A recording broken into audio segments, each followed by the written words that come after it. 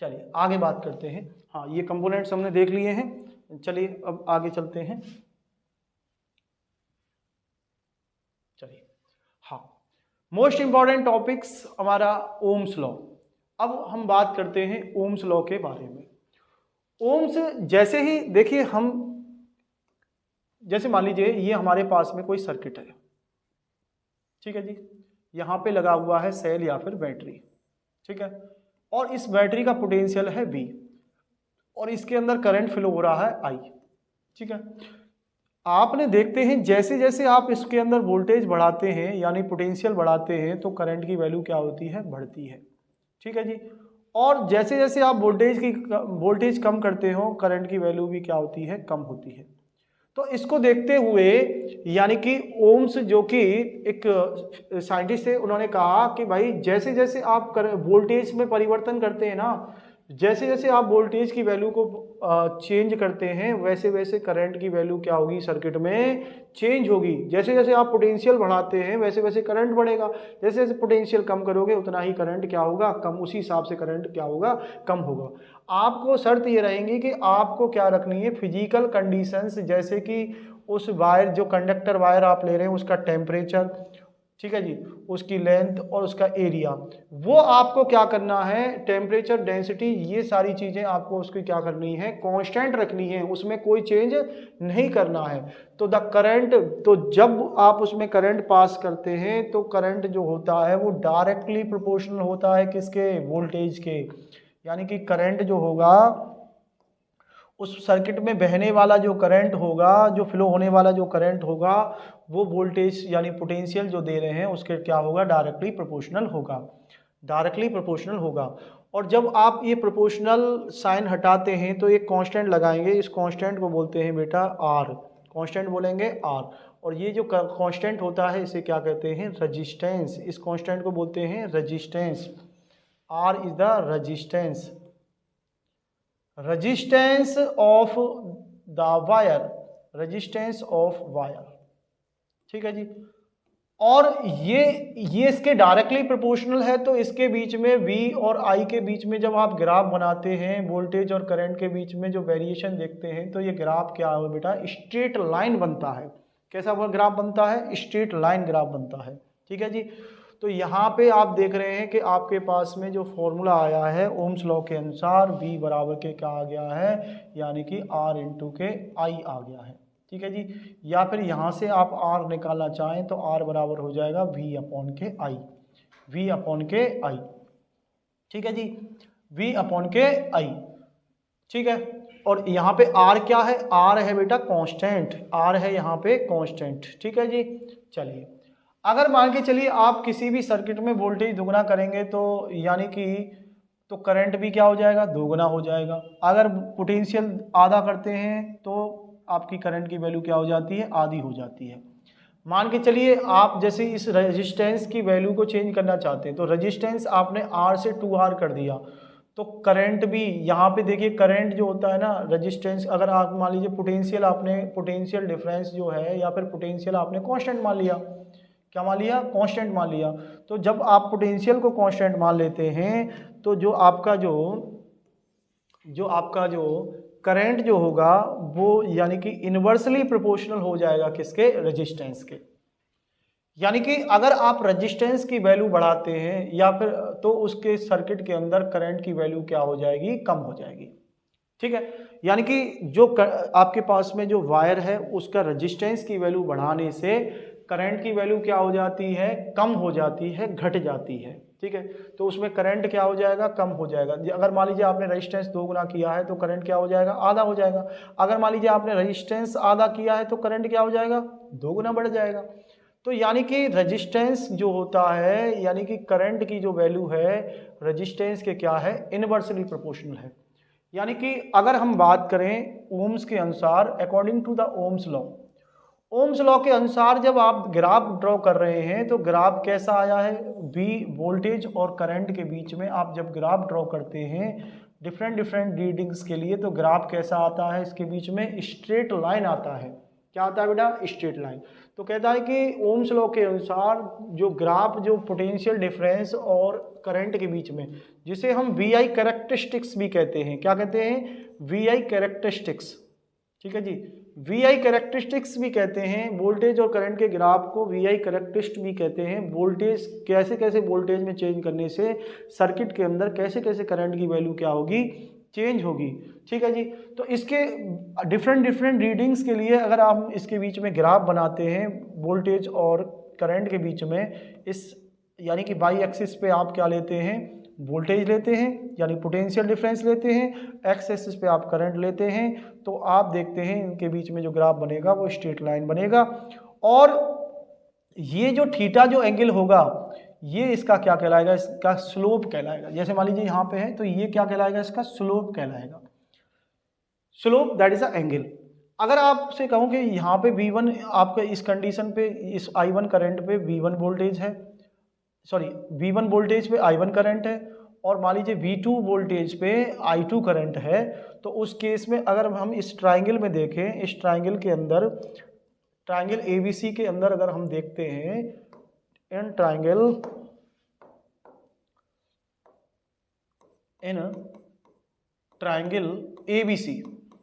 ABC में अगर हम देखते हैं तो अगर हम tan थीटा निकालें तो tan थीटा बराबर क्या होता है बेटा, tan थीटा होता है perpendicular upon base, perpendicular upon base. तो परपेंडिकुलर क्या है, BC, परपेंडिकुलर है आपका BC, और बेस क्या हो गया, बेस हो गया AB, बेस हो गया AB। अगर मैं कहूँ कि परपेंडिकुलर BC कितनी वैल्यू है, V2 माइनस के V1, V2 माइनस के V1, और यानी AB की वैल्यू क्या है, I2 माइनस के I1। तो यानी कि वोल्टेज में चेंज और करंट में चेंज, यानी चेंज इन वोल्टेज और वोल्टेज में रीडिंग में कितना चेंज आया। तो जो आप देख रहे हैं कि जो इसका जो tan थीटा यानी कि जो स्लोप है, यानी कि वो क्या आ गया, वोल्टेज अपॉन करंट का रेशियो आ गया। और जो वोल्टेज और करंट का जो रेशियो होता है बेटा, वो अभी थोड़ी देर पहले पढ़ा, वो क्या कहलाता है, एक कांस्टेंट यानी रेजिस्टेंस के बराबर होता है। तो इसका मतलब ये होगा कि जो वोल्टेज और करंट के बीच में जो ग्राफ आप बना रहे हैं, वो ग्राफ आपको क्या देता है, यानी tan थीटा यानी स्लोप देता है। The slope of V I graph, यानी कि slope of V I graph आपको क्या बताता है बेटा, रेजिस्टेंस देता है। क्या देता है, रेजिस्टेंस। स्लोप को आप m से डिनोट करते हैं, तो यानी कि tan थीटा किसी भी वोल्टेज करंट का जो ग्राफ होता है वो हमें क्या बताता है, रेजिस्टेंस के बारे में बताता है। और वो हमेशा आप देखेंगे इसके अंदर, इस ग्राफ के अंदर हमेशा जो जो स्लोप जो होगा वो हमेशा क्या रहेगा, कांस्टेंट होगा। क्यों कांस्टेंट होगा, क्योंकि जो रेजिस्टेंस जो होती है उसकी वैल्यू क्या रहती है, यानी कि ये R क्या है, एक कांस्टेंट है। जो ओम्स लॉ के अनुसार V प्रोपोर्शनल था I के, तो यहाँ जब प्रोपोर्शनल चिन्ह हटाया था आपने, यहाँ पे R कांस्टेंट लगाया था। तो ये जो R है वो क्या रहेगा, ये स्लोप ही तो है। तो स्लोप हमेशा वोल्टेज और करंट ग्राफ का क्या रहता है, हमेशा कांस्टेंट रहता है। हमेशा क्या रहता है बेटा, कांस्टेंट रहता है। ठीक है जी, चलिए, तो ये था हमारा ओम्स लॉ और ओम्स लॉ की वी आई ग्राफ और वी आई कैरेक्टरिस्टिक्स। हमने देखा कि ओम्स लॉ क्या कहता है कि वोल्टेज यानी कि हमेशा करंट के क्या होगा, यानी कि वोल्टेज और करंट के बीच में इन्होंने रिलेशन बनाया, और रिलेशन क्या कहता है कि वोल्टेज डायरेक्टली प्रोपोर्शनल होगा किसके, करंट के। वोल्टेज क्या होगा, डायरेक्टली प्रोपोर्शनल होगा करंट के, जब आप उसकी क्या रखें, फिजिकल कंडीशंस को क्या रखें, कांस्टेंट मान लें। फिजिकल कंडीशन जैसे कि उसके टेम्परेचर, ठीक है जी, जैसे कि उसका डेंसिटी, ये सारी चीज़ें अगर आप उसको अनचेंज रखें, कोई भी चेंज परिवर्तन ना करें, कांस्टेंट रखें, तो वोल्टेज जो होता है करंट के बीच में यानी कि स्ट्रेट लाइन का ग्राफ बनता है। यही जो समझाया था इसी को कहते हैं ओम्स लॉ। और ये ओम्स लॉ की क्या है, वी आई कैरेक्टरिस्टिक्स है, या फिर वी आई वोल्टेज और करंट के बीच में ग्राफ है। और इसका जो ग्राफ होता है उसका जो स्लोप होगा बेटा हमेशा कांस्टेंट रहेगा, और वो जो कांस्टेंट स्लोप होता है वो हमें क्या देता है, रेजिस्टेंस बताता है। क्या बताता है, रेजिस्टेंस। चलिए आगे बढ़ते हैं, और आगे हम बात करते हैं कि भाई कुछ लिमिटेशंस भी तो हैं इस ओम्स लॉ की। क्या है लिमिटेशंस, लिमिटेशंस ये है कि सभी कंडक्टरों के लिए ओम्स लॉ वैलिड नहीं है। यानी कि ऐसा नहीं है कि सभी कंडक्टरों के लिए V और वोल्टेज और करंट आपस में क्या हो, डायरेक्टली प्रोपोर्शनल हो। जो कंडक्टर ओम्स लॉ को फॉलो करते हैं, जो कि कंडक्टर ओम्स लॉ को ओबे करते हैं, ऐसे कंडक्टरों को क्या कहते हैं? ओमिक कंडक्टर कहते हैं, या फिर ऐसे मेटल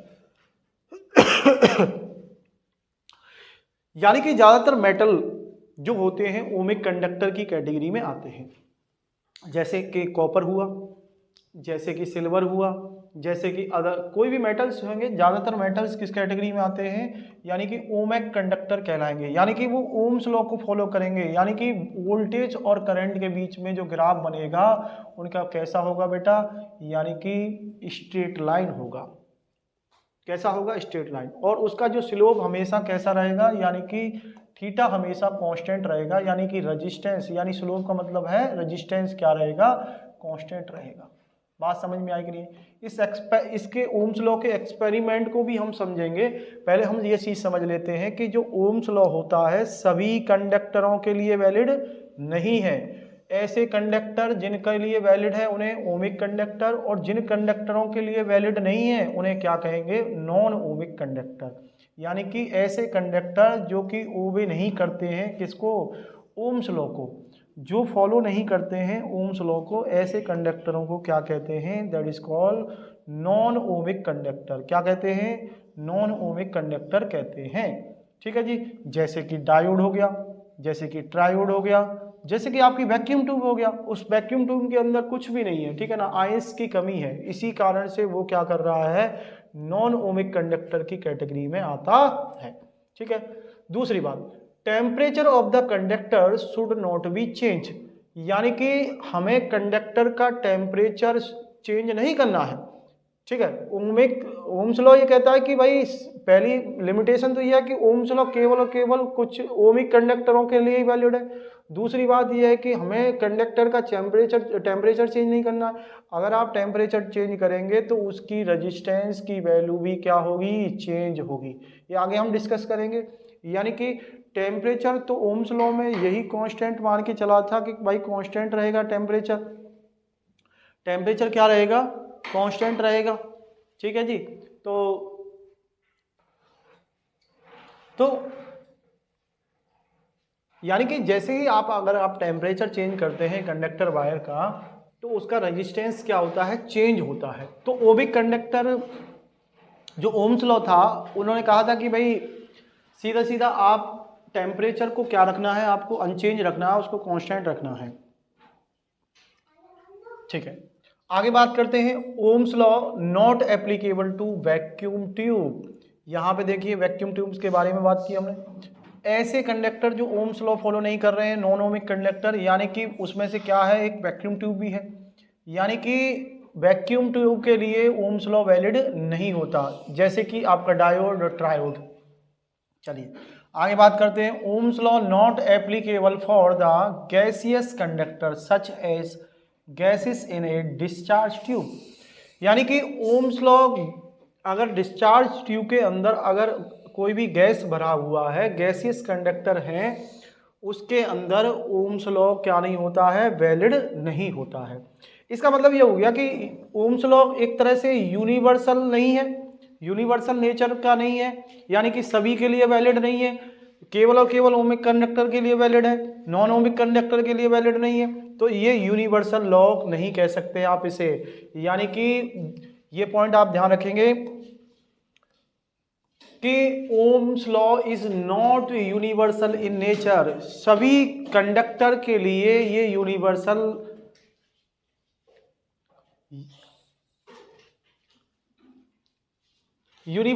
नहीं होता है, यानी कि सबके लिए सेम नहीं होगा। नॉन ओमिक कंडक्टर के केस में क्या होता है कि भाई अगर आप इसका ग्राफ देखते हैं तो ग्राफ कैसा बनता है? यानी कि स्ट्रेट लाइन नहीं बनता, इस प्रकार से ग्राफ बनता है। इसका मतलब इसका जो स्लोप होगा वो स्लोप क्या रहेगा? यानी कि चेंज होगा। क्या होगा? चेंज। अगर स्लोप चेंज होगा यानी कि रेजिस्टेंस चेंज होगा। तो इसका मतलब है ऐसे कंडक्टर जिनका रेजिस्टेंस कांस्टेंट ना रहे, यानी कि ओम्स लॉ को फॉलो ना करें, उनके बीच में वोल्टेज और करंट के बीच में ग्राफ क्या हो? स्ट्रेट लाइन ना बने, तो इस प्रकार के कंडक्टरों को क्या कहते हैं? Non ohmic conductor. और ये जो कंडक्टर होते हैं फॉलो नहीं करते हैं ओम्स लॉ को। तो ये सारी की सारी लिमिटेशंस थी ओम्स लॉ के बारे में कि भाई ओम्स लॉ कौन कौन सी लिमिटेशन पे काम करता है और कौन सी लिमिटेशंस पे काम नहीं करता है। ठीक है जी।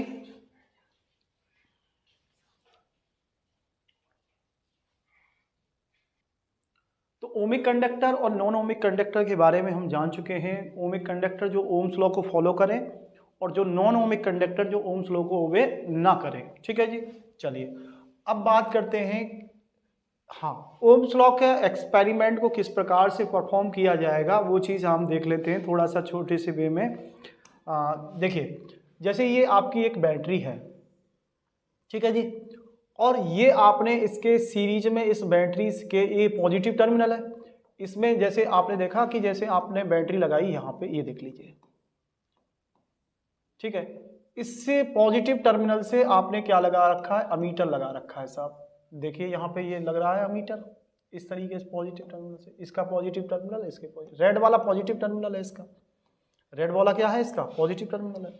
ठीक है, इसके बाद में आप जब चलते हैं तो एक आपने क्या लगा रखा है, आप यहाँ पे रेजिस्टेंस बॉक्स लगा रखा है या फिर एक रेजिस्टेंस लगा रखा है। ठीक है जी।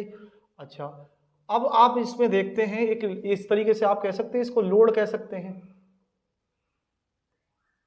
लोड कह सकते हैं। ठीक है, अब इसका एक टर्मिनल आपने देखा कि यहां से, इसका एक टर्मिनल यहां से और दूसरा टर्मिनल यहां से, और इनके बीच में आपने क्या लगा दिया, एक वोल्ट मीटर लगा दिया, पॉजिटिव टर्मिनल ये और उसका नेगेटिव टर्मिनल ये। ठीक है जी। इसके बाद में आपने क्या किया है, इसमें एक आपने रजिस्टर लगाया है इस तरीके से, वेरिएबल रजिस्टर्स डिवाइस इस तरीके से। ठीक है जी।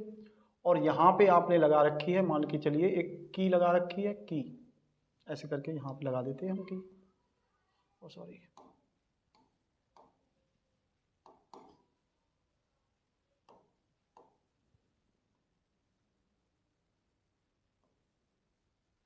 ऐसे करके की लगा दिया। जैसे ही आप की ऑन करते हैं इसमें, तुरंत इसके अंदर पूरे के पूरे ऑपरेशंस आप देख लीजिए, इसमें ये वोल्टमीटर हो गया, ये अमीटर हो गया, ये आपका रेजिस्टेंस बॉक्स हो गया, और ये आपका रिस्टार्ट हो गया, और ये आपकी की हो गई। अब जैसे ही इसके अंदर आप इसको वोल्टेज को लगाते हैं, वोल्टेज करते हैं, चेंज करते हैं, वैसे वैसे इसके अंदर जैसे वोल्टेज की रीडिंग आएगी वैसे ही वैसे करंट में क्या होती है, चेंज होती है। मान के चलिए आपने वोल्टेज की वैल्यू 2 वोल्ट रखी, तो देखते हैं आप उसके अंदर करंट की वैल्यू कितनी आती है। जैसी रीडिंग दिखाएगी उसके अंदर 0.5 एम्पियर आता है। मान के चलिए आपने यानी कि 4 एम्पियर का आपको क्या है, आपको इसके अंदर रेजिस्टेंस बॉक्स के रेजिस्टेंस को मापना है कि साहब इसका रेजिस्टेंस कितना होगा। ठीक है जी। वैसे ही उसके अंदर कितनी रीडिंग आती है, 1 एम्पियर की आती है। 8 वोल्ट रखा तो 2 एम्पियर की, यानी कि 10 वोल्ट रखा 2.5 एम्पियर की, और 12 वोल्ट रखा तो 3 एम्पियर की। ओम्स लॉ के अनुसार हम जानते हैं कि जैसे ही आपने V1 की वैल्यू 2 वोल्ट रखी, I1 की वैल्यू 0.5 एम्पियर आई, तो आप रेजिस्टेंस निकालेंगे तो उसका रेजिस्टेंस V1 अपॉन के I1, V1 अपॉन के I1, V1 की वैल्यू कितनी है साहब 2, I1 की वैल्यू कितनी है 0.4, तो कितना रेजिस्टेंस आएगा 4 ओम, यानी कि रेजिस्टेंस वैल्यू कितनी आ गई 4 ओम। इसके बाद में फिर आपने V2 की वैल्यू को बढ़ा करके 4 वोल्ट कर दिया है, करंट उसके अंदर 1 एम्पियर आएगा, और फिर आप रेजिस्टेंस निकालने बैठे हैं तो रेजिस्टेंस कितना आएगा 4/1, यानी कि V2 अपॉन के I2, तब भी रेजिस्टेंस आप देख रहे हैं कितना आएगा, यानी कि 4 ओम आएगा। अगर मान के चलिए 8 में इसमें V8 अपॉन 2 करते हैं तब भी क्या आएगा, यानी कि हर जगह पे आप देख रहे हैं रेजिस्टेंस की वैल्यू क्या आ रही है, कांस्टेंट आ रही है। जैसे जैसे आप वोल्टेज बढ़ा रहे हैं वैसे वैसे करंट की वैल्यू बढ़ रही है। तो जब इसके बीच में एक ग्राफ खींचा जाता है तो बेटा ग्राफ किस प्रकार से प्राप्त होता है, हमें स्ट्रेट लाइन प्राप्त होता है। तो यही एक्सपेरिमेंट हमें करना होता है। ये सारे के सारे एपरेटस हमें यूज करने होते हैं, रेजिस्टेंस बॉक्स की, रेजिस्टर्स और वोल्टमीटर और अमीटर। वोल्टमीटर अमीटर को हमने सीरीज में जोड़ा और वोल्टमीटर को हम यानी कि पैरेलल में जोड़ करके ये सारा का सारा यानी कि एक्सपेरिमेंट परफॉर्म करते हैं। चलिए हम आगे बढ़ते हैं। ठीक है जी। चलिए अब बात आती है कि इतनी देर से हम रजिस्टर कर रहे हैं, ये रेजिस्टेंस या रेजिस्टेंस होता क्या है।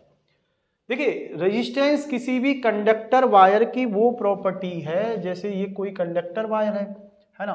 अब भाई इसके जो इलेक्ट्रॉन हैं उसके यानी कि वो क्या करते हैं, यानी कि फ्लो होने को क्या करते हैं, अपोज करते हैं, करंट के फ्लो को क्या करते हैं, अपोज करते हैं, उसके एटम के पार्टिकल्स से टकराते हैं, एटम से उसके अंदर पार्टिकल्स से टकराते हैं, इलेक्ट्रॉन एक हिंड्रेंस महसूस कराते हैं।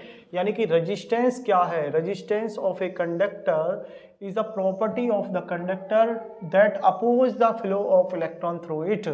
इसके किसी भी कंडक्टर वायर की वो प्रॉपर्टी होती है जो इलेक्ट्रॉन के फ्लो को क्या करती है, इलेक्ट्रॉन के फ्लो को अपोज करने का काम करती है।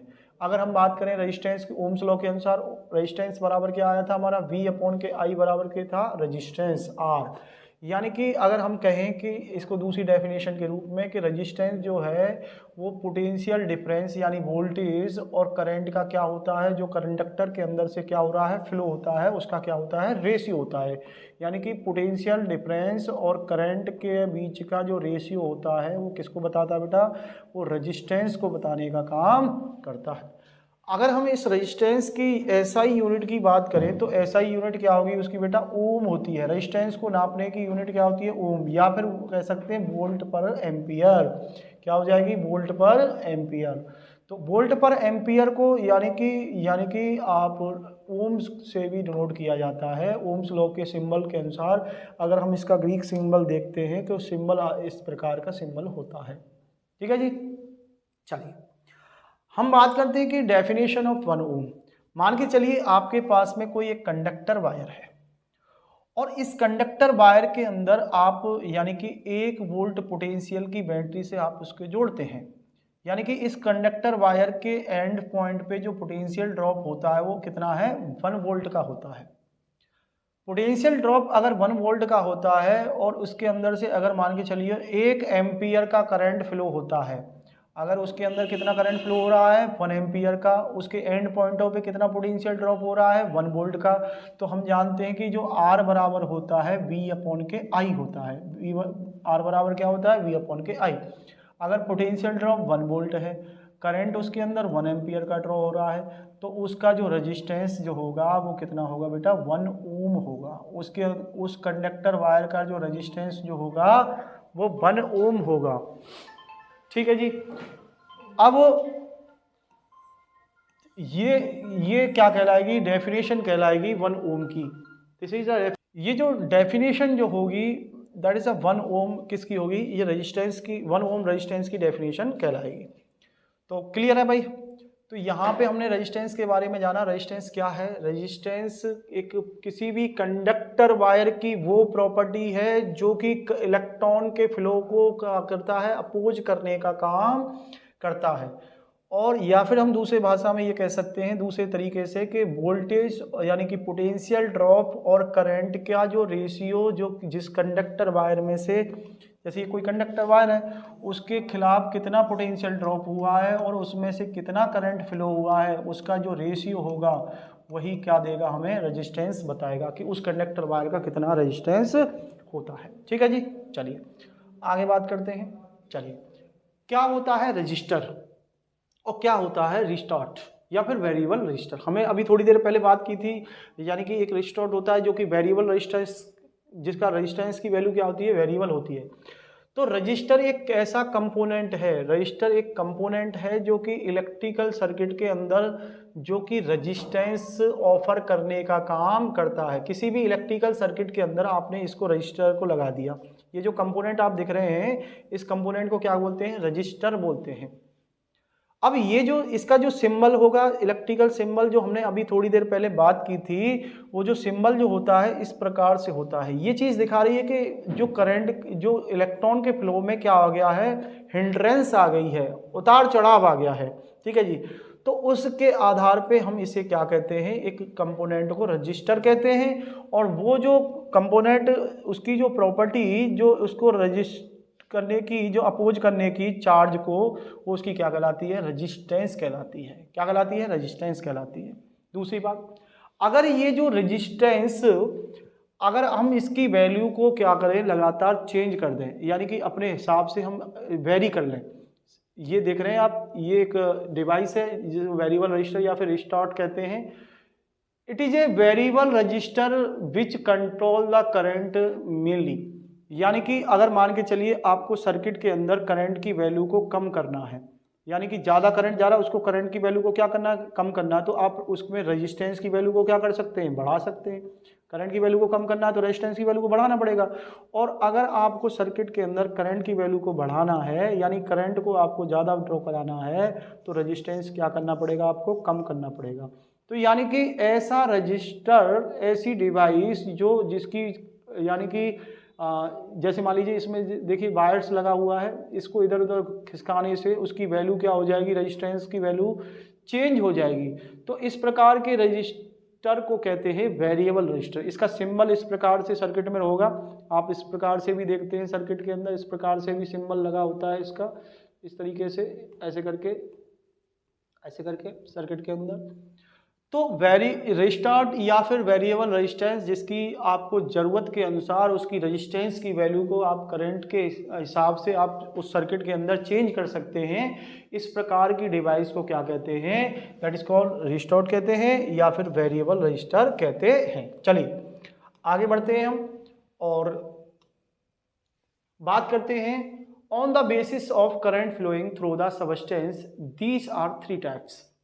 जो सबस्टेंस जो होते हैं करंट फ्लो होने के आधार पे, सबस्टेंस 3 प्रकार के होते हैं बेटा। 3 प्रकार के कौन से, एक तो होते हैं कंडक्टर, एक क्या होते हैं सबस्टेंस, कंडक्टर होते हैं, दूसरे होते हैं रजिस्टर्स होते हैं, और तीसरे होते हैं इंसुलेटर। तीसरे क्या होते हैं, इंसुलेटर। ऐसे सबस्टेंस जिनकी रेजिस्टेंस क्या हो, बहुत ही लो हो, रेजिस्टेंस क्या हो, बहुत ही लो हो, वेरी लो। ऐसे प्रकार के सबस्टेंस जिनमें से करंट क्या हो जाए, ईजिली फ्लो हो, यानी कि रेजिस्टेंस अगर कम होगा तो करंट ज़्यादा फ्लो होगा, ईजिली फ्लो होगा। इस प्रकार के यानी कि सबस्टेंसों को कंडक्टर कहा जाता है। जैसे कि बनाए जाते हैं किस मटेरियल से, सिल्वर से, कॉपर के, एल्युमिनियम के। इन प्रकार के जो सबस्टेंस से जो आपके कंडक्टर वायर बनाए जाते हैं, वो जो वायर बनाए जाते हैं, ऐसे क्या कहलाते हैं, कंडक्टर कहलाते हैं। ऐसे सबस्टेंसों को क्या कहते हैं, कंडक्टर कहते हैं। दूसरा हमारे पास में रजिस्टर क्या होते हैं, रजिस्टर एक ऐसे सबस्टेंस हैं जिनका कंपैरेटिवली, कंडक्टर के कंपैरेटिवली रेजिस्टेंस क्या होता है, हाई होता है। जैसे कि बनाए जाते हैं नाइक्रोन, जैसे कि मैंगनीन के, जैसे कि आपके टंगस्टन के। यानी कि ये जो आप रजिस्टर यूज करते हैं, आपने देखा होगा इलेक्ट्रिकल जो इंस्ट्रूमेंट्स जो होते हैं उनमें यूज किए जाते हैं। जैसे आपने आयरन सुना होगा, हीटिंग आयरन या फिर हीटर, उसकी जो कॉइल होती है वो एक ऐसे सबस्टेंस की बनी होती है जो कि क्या पैदा करे, ज़्यादा रेजिस्टेंस पैदा करे, जिससे कि वो हीट हो, वो हीट होने के कारण जो हमें जिस एप्लीकेशन के लिए यूज कर रहे हैं उसका हम यूज कर सकें। जैसे कि हीटर होता है तो हीट करने के लिए, ठीक है ना, रूम हीटर हो गया। बात करें इंसुलेटर के बारे में, इंसुलेटर क्या होते हैं, एक ऐसे सबस्टेंस होते हैं जिनका रेजिस्टेंस बहुत ही हाई होता है, अपने अंदर से करंट बिल्कुल भी फ्लो नहीं होने देते।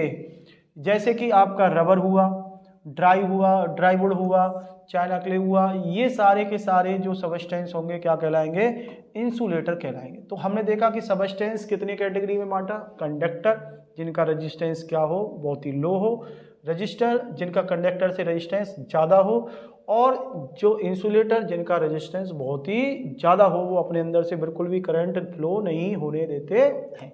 चलिए अब बात करते हैं कि भाई कुछ फैक्टर जो होते हैं जिनके ऊपर रेजिस्टेंस की वैल्यू डिपेंड करती है, कि जैसे कि आपके पहला जो फैक्टर है, that is a factor on which resistance of a conductor depend. यानी कौन कौन से फैक्टर हैं जिनके ऊपर यानी कि कंडक्टर का रेजिस्टेंस डिपेंड करता है। तो पहला फैक्टर है लेंथ, या अगर आप यानी कि किसी भी कंडक्टर वायर की मान के चलिए लेंथ को बढ़ा देते हैं, तो लेंथ बढ़ाने पर उसकी रेजिस्टेंस की वैल्यू क्या हो जाती है, बढ़ जाती है। रेजिस्टेंस की वैल्यू क्या हो जाएगी, उसके अंदर बढ़ेगी। तो इसका मतलब है रेजिस्टेंस के क्या होता है, लेंथ के, वायर की लेंथ के रेजिस्टेंस क्या होता है, डायरेक्टली प्रोपोर्शनल होता है। क्या होता है, डायरेक्टली प्रोपोर्शनल होता है। और क्रॉस सेक्शन एरिया के वायर क्या होता है, इनवर्सली प्रोपोर्शनल होता है। जैसे मान लीजिए ये क्रॉस सेक्शन एरिया है सामने वाला, तो ये जो क्रॉस सेक्शन एरिया होगा, ये मान लीजिए ये कम क्रॉस सेक्शन एरिया है, तो इसके अंदर जो रेजिस्टेंस होगा वो क्या होगा, ज़्यादा होगा। इसके अंदर रेजिस्टेंस कम, क्रॉस सेक्शन एरिया, रेजिस्टेंस ज़्यादा, ज़्यादा क्रॉस सेक्शन एरिया, रेजिस्टेंस कम। मतलब ये है कि अगर मान के चलिए क्रॉस सेक्शन एरिया कम है तो उसने एरिया से ही इलेक्ट्रॉन पास होंगे, उतना ही अमाउंट ऑफ चार्ज पास होगा। मान लीजिए क्रॉस सेक्शन एरिया ज़्यादा है तो ज़्यादा अमाउंट ऑफ चार्ज पास होगा, उससे ज़्यादा अमाउंट ऑफ चार्ज पास होगा।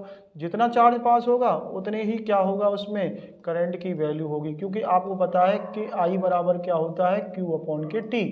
तो चार्ज बढ़ेगा तो करंट की वैल्यू भी क्या बढ़ेगी, और करंट की वैल्यू बढ़ने पर रेजिस्टेंस की वैल्यू क्या होती है, कम होती है। रेजिस्टेंस की वैल्यू क्या होती है, कम होती है। ठीक है। तीसरा फैक्टर है नेचर ऑफ मटेरियल, यानी कि आप किस प्रकार का मटेरियल यूज कर रहे हैं।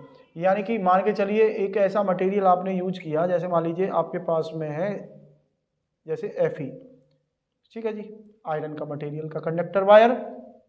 एक आपने यूज किया है यानी कि कॉपर, ठीक है, और एक आपने यूज किया है मान के चलिए यानी कि Ag यानी कि सिल्वर। अब बात करें कि सिल्वर, कॉपर और Fe के कंपैरिजन में गुड कंडक्टर कौन सा होता है, Ag, उसके बाद कॉपर, उसके बाद Fe। तो आप देखेंगे जिसकी कंडक्टिविटी, उसमें से जो जिसमें फ्री इलेक्ट्रॉन या फिर इलेक्ट्रॉन इजीली फ्लो हो जाते हैं, वो क्या कहलाएंगे, कंडक्टर कहलाएंगे। और उनका रेजिस्टेंस क्या होगा, कम होगा साहब, उनका रेजिस्टेंस क्या होगा, कम होगा। तीसरा फैक्टर है टेम्परेचर। अगर आप टेम्परेचर बढ़ाते हैं तो आप देखते हैं कि जो इलेक्ट्रॉन जो है वो उनकी काइनेटिक एनर्जी क्या हो जाती है, बढ़ जाती है। उनकी काइनेटिक एनर्जी क्या हो जाती है बेटा, बढ़ जाती है। काइनेटिक एनर्जी बढ़ने के कारण उनके जो इलेक्ट्रॉन्स हैं उनमें कॉलिजन बढ़ जाएगा। क्या बढ़ जाएगा, कॉलिजन बढ़ जाएगा। कॉलिजन बढ़ने के साथ साथ उनके अंदर डिस्टर्बेंस पैदा हो जाएगा। मोशन जो है ना वो क्या होने लग जाएगी, स्लो हो जाएगी। एकदम से टकराव हो जाएगा, तो टकराव होने के कारण मोशन क्या हो जाएगी, स्लो हो जाएगी, और इसके कारण रेजिस्टेंस की वैल्यू क्या हो जाएगी, बढ़ जाएगी। तो उसका मतलब है टेम्परेचर बढ़ाने पर जिस मटेरियल का टेम्परेचर अगर ज़्यादा होगा तो उसका रेजिस्टेंस ज़्यादा होगा। ठीक है जी। तो ये थे हमारे फैक्टर, ये बहुत ही इंपॉर्टेंट फैक्टर हैं, इनको हमें ध्यान में रखना है। और ये पहला फैक्टर था लेंथ के रेजिस्टेंस क्या होगा, डायरेक्टली प्रोपोर्शनल होगा, और यानी एरिया के इनवर्सली प्रोपोर्शनल होगा। और तीसरा है नेचर के ऊपर डिपेंड करेगा रेजिस्टेंस की वैल्यू। और चौथा है यानी कि टेम्परेचर के ऊपर डिपेंड करेगा। ठीक है जी। चलिए आगे बढ़ते हैं हम। देखिए अब इसके आधार पे हम देखते हैं कि भाई जो रेजिस्टेंस है वो लेंथ के डायरेक्टली प्रोपोर्शनल है और रेजिस्टेंस इनवर्सली प्रोपोर्शनल है एरिया के। तो अगर देखी जाए रजिस्टिविटी क्या होती है, रजिस्टिविटी या फिर इसे बोलते हैं स्पेसिफिक रेजिस्टेंस अगर इन दोनों इक्वेशनों को कंबाइन करते हैं तो R इस डायरेक्टली प्रोपोर्शनल हो जाएगा किसके, यानी कि L अपॉन A के। और यहाँ से आप देखते हैं तो यहाँ से एक कांस्टेंट लेके आएंगे रो, क्या बोलते हैं इसे, रो इज द कांस्टेंट। इसी कांस्टेंट को क्या कहते हैं, रजिस्टिविटी कहते हैं। इस कांस्टेंट को क्या कहते हैं, रजिस्टिविटी कहते हैं। यानी कि अगर मैं रजिस्टिविटी का यहाँ से निकालूंगा तो रो बराबर क्या हो जाएगा, यानी कि रो बराबर हो जाएगा RA अपॉन के L, RA अपॉन के L। ठीक है जी। तो रजिस्टिविटी क्या है, रजिस्टिविटी की अगर हम डेफिनेशन देखते हैं तो यानी कि it is defined as the resistance of a conductor of wire 1 metre. मान के चलिए आपके पास में कोई एक कंडक्टर वायर है और उस कंडक्टर वायर की जो लेंथ है वो कितनी है, 1 मीटर है। ठीक है जी, कितनी है, 1 मीटर है। और उसका क्रॉस सेक्शन एरिया भी कितना है, यानी कि 1 मीटर स्क्वायर है। कितना है, 1 मीटर स्क्वायर है। किसी 1 मीटर लेंथ वाले 1 metre cross metre 1 metre square cross section area वाले जो मटेरियल है उसका जो जितना रेजिस्टेंस होता है वही उसकी क्या कहलाती है, रेजिस्टिविटी कहलाती है। यानी कि it is defined as the resistance. ये क्या है, एक रेजिस्टेंस है किसका, 1 मीटर वायर वाले कंडक्टर की, जिसका क्रॉस सेक्शन एरिया कितना है, 1 metre square cross section area वाले 1 मीटर लेंथ वाले किसी भी कंडक्टर वायर का जितना रेजिस्टेंस होता है वही उसकी क्या कहलाती है, रजिस्टिविटी कहलाती है। यानी कि रो किसके बराबर हो जाएगा, आर के बराबर, 1 मीटर स्क्वायर अपॉन मीटर, यानी कि कितना हो जाएगा, रो आर के बराबर हो जाएगा। अगर आप इसकी डेफिनेशन को दूसरी तरीके से देखें तो डेफिनेशन को अगर हम दूसरी तरीके से देखते हैं तो प्रॉपर्टी, ये क्या होता है, किसी भी मटेरियल की वो प्रॉपर्टी है जो रेजिस्टेंस पैदा करती है, किसके पाथ में, यानी कि करंट के पाथ में। यानी कि करंट के पाथ में जो रेजिस्टेंस अप्लाई करने की, रेजिस्टेंस पैदा करने की जो एबिलिटी होती है, रेजिस्टेंस पैदा करने की जो प्रॉपर्टी होती है उस मटेरियल की, वही क्या कहलाती है, रेजिस्टिविटी कहलाती है। The ability of the material to produce the resistance या property of a material to offer the resistance in a path of current, किसी भी करंट के पाथ में मटेरियल के द्वारा रेजिस्टेंस पैदा करने की जो प्रॉपर्टी होती है उसे ही उसका क्या कहते हैं, रेजिस्टिविटी कहते हैं। अगर रेजिस्टिविटी को देखें तो रेजिस्टिविटी क्या हो जाएगी, रो ए अपॉन के एल। और अगर इसकी यूनिट निकालना चाहें तो आपको पता है कि यहाँ से इसकी जो यूनिट आएगी, देखिए यूनिट कैसे निकालेंगे हम, इसकी ओम होती है रेजिस्टेंस की क्या होती है, ओम। इसकी होगी, एरिया की होगी मीटर स्क्वायर, और नीचे हो जाएगा मीटर, मीटर से मीटर कैंसिल हो जाएगा तो आपका बनेगा क्या, ओम मीटर, क्या बन जाएगा, ओम मीटर। और इसके सिंबल के फॉर्म में रो ओम मीटर। तो यहाँ पे आपने देखा कि जो रेजिस्टेंस की जो यूनिट होती है वो, सॉरी रेजिस्टिविटी की जो यूनिट होती है वो ओम मीटर होती है। इसको ध्यान में रखेंगे हम, ठीक है जी। चलिए अब आगे बात करते हैं कि जो रजिस्टिविटी होती है वो किस किस चीज़ के ऊपर डिपेंड करती है, ये इंपॉर्टेंट फैक्टर रहेगा हमारा, समझिए। तो रजिस्टिविटी यानी कि रो जो होती है वो डिपेंड नहीं करती है किसके ऊपर, फिजिकल क्वांटिटी, यानी कि उसकी जो फिजिकल नेचर होता है, यानी कि लेंथ और एरिया के ऊपर, फिजिकल नेचर ऑफ मटेरियल के ऊपर डिपेंड नहीं करती है, और टेम्परेचर के ऊपर भी डिपेंड नहीं करती है, ठीक है जी।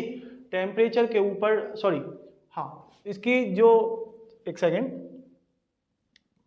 जो रेजिस्टिविटी जो होती है वो लेंथ और एरिया के ऊपर डिपेंड नहीं करती है, वो नेचर और टेम्परेचर, उसका जो नेचर है ना, यानी कि मटेरियल का, कि मटेरियल किस मटेरियल का बना हुआ है। जैसे मान लीजिए कोई कॉपर है, ठीक है जी, और एक है आपके पास में वायर, कंडक्टर वायर, मान लीजिए Fe का, और एक है कॉपर का। अगर मैं ये आपसे कहूं कि भाई किसकी रजिस्टिविटी ज़्यादा होगी, मतलब रजिस्टिविटी किसकी ज़्यादा होगी, कॉपर की ज़्यादा होगी या Fe की ज़्यादा होगी, रजिस्टिविटी ज़्यादा होगी Fe की। किसकी ज़्यादा होगी, Fe की। क्यों, क्योंकि वो ज़्यादा आपका रजिस्टेंस रखता है, यानी कि वो मटेरियल, उसके अंदर कंडक्टिविटी क्या होती है Fe के अंदर, कॉपर के कंपैरिजन में कम होती है। अगर आप इसका टेम्परेचर बढ़ाएंगे तो उसकी रजिस्टिविटी भी बढ़ती है, और रजिस्टिविटी के साथ साथ उसका रेजिस्टेंस भी बढ़ता है। तो रेजिस्टेंस बढ़ेगा तो रजिस्टिविटी बढ़ेगी, और रजिस्टिविटी किसके ऊपर डिपेंड कर रही है, और रेजिस्टेंस किसके ऊपर डिपेंड कर रहा है, टेम्परेचर के ऊपर। तो इसका मतलब है सीधा सीधा कि रजिस्टिविटी यानी कि लेंथ और एरिया के ऊपर डिपेंड नहीं करेगी, वो डिपेंड करेगी मटेरियल के नेचर के ऊपर और मटेरियल के टेम्परेचर के ऊपर। लेकिन अगर बात करी जाए रेजिस्टेंस के बारे में तो रेजिस्टेंस लेंथ, एरिया, टेम्परेचर और नेचर के ऊपर, सबके ऊपर डिपेंड करती है, यानी कि इन चीज़ों के ऊपर क्या करती है, डिपेंड करती है। तो दो चीज़ आपको यहाँ पे ध्यान रखनी है कि भाई जो रजिस्टिविटी है एरिया और लेंथ यानी फिजिकल चीज़ों के ऊपर डिपेंड नहीं कर रही है, केवल नेचर के ऊपर और टेम्परेचर के ऊपर डिपेंड कर रही है। और रेजिस्टेंस यानी कि लेंथ, एरिया, नेचर और टेम्परेचर इन सब के ऊपर डिपेंड करता है, ठीक है जी। चलिए अगर मैं कहूँ आपसे कि जैसे कि मान लीजिए आपके पास में कोई मेटल सबस्टेंस है, और वो सबस्टेंस हमने जैसे बात की थी इंसुलेटर की, तो इंसुलेटर जैसे कि आपकी रबड़ हो गया, जैसे कि आपकी ड्राईवुड हो गई, इनकी रेजिस्टिविटी क्या होती है, हाई, क्योंकि इनके अंदर फ्री इलेक्ट्रॉन्स ये कंडक्टिविटी शो नहीं करते हैं। लेकिन अगर हम बात करें कंडक्टर की, कंडक्टर जैसे कि कॉपर, एल्युमिनियम और आपकी सिल्वर हो गया, इनकी रेजिस्टिविटी क्या होती है, लो, क्योंकि ये गुड कंडक्टर होते हैं इलेक्ट्रिसिटी के। जो इलेक्ट्रिसिटी के गुड कंडक्टर होंगे यानी कि जिसके अंदर फ्री इलेक्ट्रॉन्स होंगे, उसकी रेजिस्टिविटी यानी कि उसका रेजिस्टेंस क्या होगा, लो होगा। और जो इंसुलेटर होगा उसकी रेजिस्टिविटी हाई होगी और उसका रेजिस्टेंस क्या होगा, रेजिस्टेंस भी हाई होगा, और उसकी कंडक्टिविटी क्या होगी, यानी कि कम होगी। अगर बात करी जाए कि भाई जैसे कोई रेजिस्टेंस है या रेजिस्टिविटी है, अगर आप उसको अलोइंग करते हो, यानी कि उसके अंदर कोई भी दूसरा मटेरियल लगाते हो, तो they do not oxidise easily at hot यानी हाई टेम्परेचर। तो यानी कि अगर आप अलोइंग बढ़ाते हो, उसके अंदर अलोइंग करते हो, तो उसके अंदर की जो रजिस्टिविटी है और उसका जो रेजिस्टेंस है, वो दोनों चीज़ क्या हो जाती हैं, उसकी बढ़ जाती हैं। उसका रेजिस्टेंस और उसकी रजिस्टिविटी बढ़ जाती है। यानी कि अगर इनको टेम्परेचर बढ़ाएंगे, तो टेम्परेचर बढ़ने के साथ साथ तो उसका रेजिस्टेंस और रजिस्टिविटी बढ़ेगी, वो अपने आप को ऑक्सीडाइज नहीं कर पाएंगे, यानी कि टेम्परेचर पे क्या कर पाएंगे, वो इजीली ऑक्सीडाइज नहीं होंगे। और जब इजीली ऑक्सीडाइज नहीं होते हैं, इसीलिए इनको क्या किया जाता है, हीटिंग डिवाइसों के अंदर अलॉय का यूज किया जाता है, अलॉय मटेरियलों का यूज किया जाता है हीटिंग डिवाइस के अंदर। जैसे कि फॉर एग्जांपल के लिए मैं बात कर लूँ, आप आगे हम बात करेंगे वैसे, जैसे हमारे पास में जैसे कि इलेक्ट्रिकल बल्ब होता है, इस इलेक्ट्रिकल बल्ब के अंदर क्या लगा होता है, टंगस्टन लगा होता है, टंगस्टन का वायर लगा होता है। आपने जो इलेक्ट्रिक आयरन देखी होगी, इलेक्ट्रिक आयरन के अंदर जो क्या है, नाइक्रोन का वायर लगा होता है। ये सब के सब क्या है, यानी कि ये सब के सब क्या हैं, अलॉय होते हैं। ये सब के सब क्या है, अलॉय। तो अलॉयिंग करने के कारण आपने एक मेटल के साथ में दूसरा मेटल, या एक मेटल के साथ में दूसरा नॉन मेटल, या दो से अधिक मेटल या दो से अधिक नॉन मेटल, यानी कि मेटल के साथ में आप या तो मेटल डालें या मेटल के साथ में आप नॉन मेटल डालें। तो इस प्रोसीजर को क्या कहते हैं, इससे जो आपका जो सबस्टेंस बनेगा वो क्या कहलाएगा, अलॉय कहलाएगा। क्या कहलाएगा, अलॉय। तो अलॉइंग की प्रोसेस से आपकी रजिस्टिविटी, आपका रेजिस्टेंस की वैल्यू क्या होती है, बढ़ जाती है। ठीक है जी, उसकी वैल्यू क्या हो जाती है, बढ़ जाती है। तो चलिए, तो हमने देखा कि रेजिस्टेंस और रजिस्टिविटी दोनों के फैक्टर किस किस चीज़ के ऊपर डिपेंड करते हैं। चलिए आगे बात करते हैं कुछ क्वेश्चन से जो कि PYQ के अंदर हमने डिस्कस कर रहे हैं, मतलब PYQ में आए हुए हैं। जैसे कि हमने बात की कि मान लीजिए ये कोई एक VI करेक्टरिस्टिक्स है किसी मटेरियल A के लिए, किसी मटेरियल दूसरे कंडक्टर B के लिए। ठीक है जी। अब हम जैसे कहें कि भाई जैसे यहाँ पे ये स्लोप A वाले के लिए θ1 है, B वाले के लिए θ2 है। मतलब हमने ये कहा था कि जो वोल्टेज और करंट के बीच के जो ग्राफ होता है, उसका जो स्लोप होता है, वो स्लोप क्या देता है हमें, यानी कि रेजिस्टेंस की वैल्यू बताता है। तो इसमें क्वेश्चन पूछ रहा है कि इनमें से A और B जो दो वायर हैं, इनका रेजिस्टेंस किसका ज़्यादा है। रेजिस्टेंस उसका ज़्यादा होगा जिसका स्लोप क्या होगा, ज़्यादा होगा। यानी कि VI ग्राफ के जिसका स्लोप ज़्यादा, उसका रेजिस्टेंस क्या होगा, ज़्यादा होगा। यानी कि जिसका रेजिस्टेंस ज़्यादा होगा उसका टेम्परेचर भी क्या होगा, ज़्यादा होगा। वो उसके अंदर टेम्परेचर भी क्या होगा, ज़्यादा होगा। जैसे कि फॉर देख लेते हैं यहाँ पे ये स्लोप θ2 क्या है, θ1 से ज़्यादा है। θ2 θ1 से ज़्यादा है, तो रेजिस्टेंस किसका ज़्यादा होगा, यानी कि रेजिस्टेंस जो B वाले का रेजिस्टेंस क्या होगा, A वाले से रेजिस्टेंस से ज़्यादा होगा। तो उसका टेम्परेचर भी क्या होगा, ज़्यादा होगा। ठीक है जी। अगर ये मान के चलिए, ये जो ग्राफ आप देख रहे हैं, ये ग्राफ मान के चलिए ये उल्टा है, क्या हो, उल्टा हो जाए, यानी कि इधर क्या हो जाए, आपका करंट हो जाए, इधर वोल्टेज हो जाए। तो जिसका स्लोप क्या होगा, जिसका स्लोप ज़्यादा होगा, उसका क्या होगा, रेजिस्टेंस भी क्या होगा, ज़्यादा होगा। ठीक है जी, इसका रेजिस्टेंस भी क्या होगा, ज़्यादा होगा। अब यहाँ पे देखिए, अब हमें स्लोप किससे देखना है, स्लोप देखना है करंट से। तो यहाँ से अगर आप स्लोप देखते हैं, तो स्लोप किसका ज़्यादा है, यहाँ पे A का स्लोप ज़्यादा है। और यहाँ से आप इसका स्लोप, यानी कि एक्सिस किससे, एक्सिस से देखना है करंट, I एक्सिस से।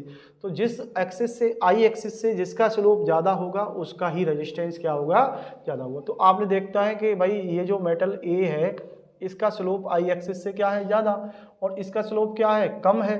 तो रेजिस्टेंस कौन से वाले का, A मटेरियल का ज़्यादा होगा, उससे उसी का ही टेम्परेचर क्या होगा, ज़्यादा होगा।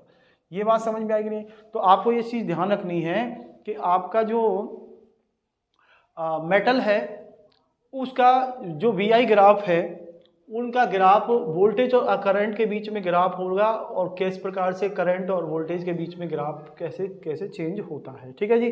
चलिए, जैसे कि अब मान के चलिए, ये आपका कुछ क्वेश्चंस हैं, देख लीजिए इधर, ये देखिए, जैसे मान लीजिए आपसे कहूँ कि भाई ये इसकी रो है, तो आपसे कहें कि रेजिस्टेंस इसकी मटेरियल की रेजिस्टिविटी रो है, तो इसका रेजिस्टेंस क्या होगा, तो रेजिस्टेंस बराबर होता है यानी कि that is called rho L upon के ए। रेजिस्टेंस कितना हो जाएगा, रो एल अपॉन के ए R1। यहाँ पे आपने क्या कर दिया है, लेंथ की वैल्यू बढ़ा दी है, यानी कि R2 अगर आप निकालना चाहते हैं तो यानी कि यहाँ से हो जाएगा, सेम मटेरियल तो सेम है, रो की वैल्यू सेम होगी, आपने क्या किया, लेंथ की वैल्यू 3 गुनी कर दी और उसका एरिया क्या कर दिया, यानी कि हाफ कर दिया। तो क्या होगा, लेंथ बढ़ने पर रेजिस्टेंस बढ़ता है, एरिया कम करने पर रेजिस्टेंस बढ़ता है। तो ये ऊपर जाएंगे तो R2 की जो वैल्यू होगी वो कितनी हो जाएगी, 6 टाइम हो जाएगी पहले वाले रेजिस्टेंस के, यानी कि जो R1 की जो वैल्यू थी उससे कितना गुना हो जाएगा रेजिस्टेंस, 6 गुना हो जाएगा। बात समझ में आई कि नहीं आई? चलिए यहाँ पे देखते हैं। अगर अब यहाँ पे क्या किया है हमने, यहाँ पे जो रेजिस्टेंस है यहाँ पे हमने क्रॉस सेक्शन एरिया को 3 गुना कर दिया है, लेंथ को 3 गुना कम कर दिया है। तो यहाँ पे जो रो इंटू के लेंथ कितनी है L/3 और एरिया कितना है 3A। तो यानी कि आप देखते हैं तो इसका हो जाएगा 1/9 इंटू के रो L अपॉन के A, यानी कि जो पहले वाला जो रेजिस्टेंस था उससे क्या हो जाएगा, यानी कि 1/9 टाइम्स क्या हो जाएगा, यानी कि रेजिस्टेंस घट जाएगा, यानी कि R3 की जो वैल्यू हो जाएगी वो ये हो जाएगी। तो क्लियर है आपको? तो आपने देखा कि जो रेजिस्टेंस जो होता है वो इन्वर्सली प्रोपोर्शनल होता है किसके, क्रॉस सेक्शन एरिया के, और डायरेक्टली प्रोपोर्शनल होता है लेंथ के। ठीक है जी, चलिए